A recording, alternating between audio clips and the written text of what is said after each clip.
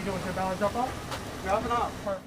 Even as millions of votes are pouring in, neither the campaign for Donald Trump nor Joe Biden expect the presidential race to be decided November 3rd. If it's a fair election, I am 100% on board. But if I see tens of thousands of ballots being manipulated, I can't go along with that. And so I think that the American people should definitely be anticipating not having results on Tuesday night, but that's because democracy is working. The Trump campaign is recruiting thousands of poll watchers. We need every able-bodied man, woman to join Army for Trump's election security operation. The Biden campaign is rounding up its own army to police elections results in a way not seen in 2 decades.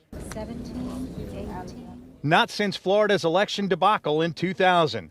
Butterfly ballots and hanging chads were microscopically examined to try and determine the winner between George W. Bush and Al Gore.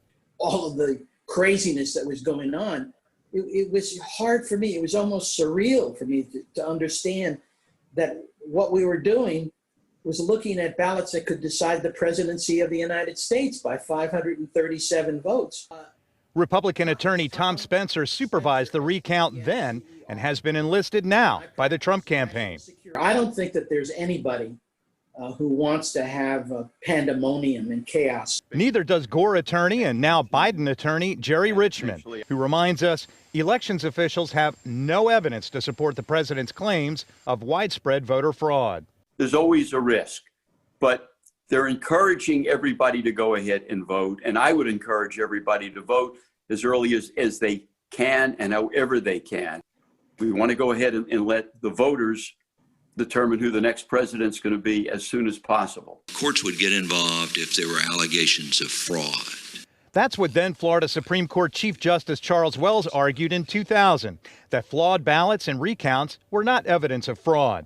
He believed it was too late to do a manual recount, and ultimately the U.S. Supreme Court decided an alternate method could not be established and ordered the original 537-vote margin of victory for Bush certified 36 days after the election.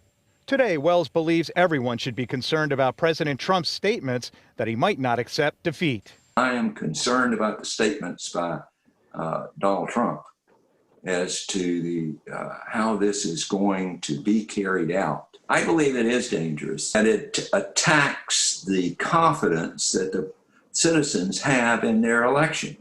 All voters can do is trust election systems that, especially in Florida, have been upgraded since 2000 and Bush v. Gore, and wait and see if there's a Trump v. Biden. Greg Fox, WESH 2 News.